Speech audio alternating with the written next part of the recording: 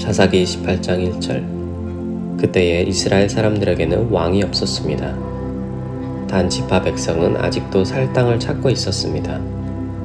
그들은 자기 땅을 가지고 싶어 했습니다. 이스라엘의 다른 지파들은 이미 자기 땅을 가지고 있었지만 단 지파 사람들은 자기 땅을 갖지 못했습니다. 하나님의 선택하심을 받은 여러분, 지난 시간에는 미가와 미가의 집에 들어와 살게 된 레위인 이야기를 통해 그럴싸한 신앙을 가졌지만 정작 하나님은 없는 안타까운 사사시대의 모습을 살펴보았습니다.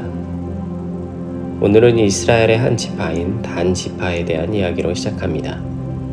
사사기 18장 1절의 첫 문장, 그때에 이스라엘 사람들에게는 왕이 없었습니다 를 통해 이 한편의 이야기 또한 알맹이 없는 신앙 이야기가 나올 것임을 암시합니다. 여호수아 시절 이스라엘 백성들은 지파별로 가나안 땅을 분배받습니다. 하지만 본문에서는 단 지파는 아직도 살 땅을 찾고 있었다라고 합니다. 원인을 찾아보니 단 지파는 약속된 땅을 차지하는 데 실패하였다고 합니다. 사사기 1장 34절.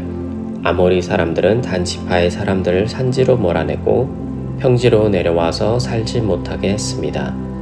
오히려 이방 민족에 의해서 쫓겨서 산지로 도망가고 말았습니다. 그렇다면 다른 지파들은 이미 아무도 살고 있지 않은 편한 땅을 분배받은 것일까요? 아닙니다. 사사기 1장 18절. 유다 사람들은 가사와 아스글론과 에그론 및 그 주변의 모든 땅을 점령했습니다. 믿음의 용사 갈렙을 필두로 유다 지파는 거인 아낙 자손을 몰아내고 헤브론을 얻습니다. 요새 자손도 성공합니다. 하지만 다른 많은 지파들은 이방신을 섬기던 민족들과 섞여서 살게 됩니다. 특별히 단 지파는 오히려 다른 이방 민족에 의해 쫓겨나는 신세가 됩니다. 하나님이 공평하지 못하신 것일까요? 하나님이 자신의 힘으로 다른 신을 섬기는 자들을 몰아내고 선물처럼 주셨어야만 하는 것인가요? 우리의 삶 속에 하나님은 우리가 믿음으로 취해야 하는 약속의 땅을 주셨습니다. 하지만 우리는 단순한 믿음보다는 나의 지혜와 계량으로 우리의 삶을 살아갑니다.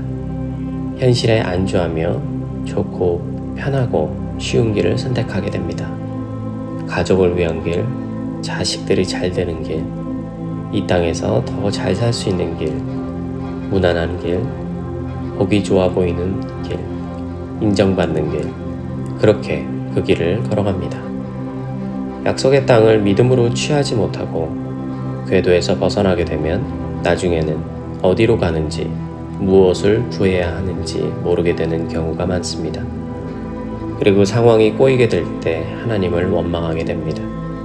궤도에서 벗어나 오래 지나다 보면 한때 왕년의 신앙만을 가진 영향력 없는 삶을 살아가게 됩니다. 우리에게 주어진 약속의 땅은 어디일까요? 약속의 땅은 하나님 말씀에 의지하여 나아가는 곳입니다. 누군가에게는 그곳이 선교지로 떠나는 길일 수도 있고 가정의 구원일 수도 있고 인간관계의 회복일 수도 있고 지금 있는 곳에 남는 일일 수도 지금 있는 곳에서 떠나는 일일 수도 양보하는 일 혹은 포기하는 일일 수도 다시 도전하는 일일 수도 용서하는 일일 수도 자식을 주님께 온전히 맡기는 일일 수도 있습니다. 하지만 분명한 것은 그 길은 마음의 갈등을 일으킵니다. 인간의 마음과 하나님의 마음이 충돌하는 곳입니다. 즉 인간이 자연스럽게 가게 되는 그 길과 반대되는 길입니다. 그래서 무시당할 수도 무식하다는 말을 들을 수도 사리 분별이 안 되냐는 평가를 들을 수도 있습니다.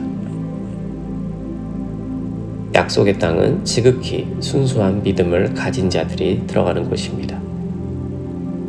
이스라엘과 이방인의 구원은 아브라함의 갈 바를 알지 못하고 떠나는 것으로부터 시작했습니다. 소년 다윗은 거인이었던 골리앗 앞에 겁도 없이 섰습니다.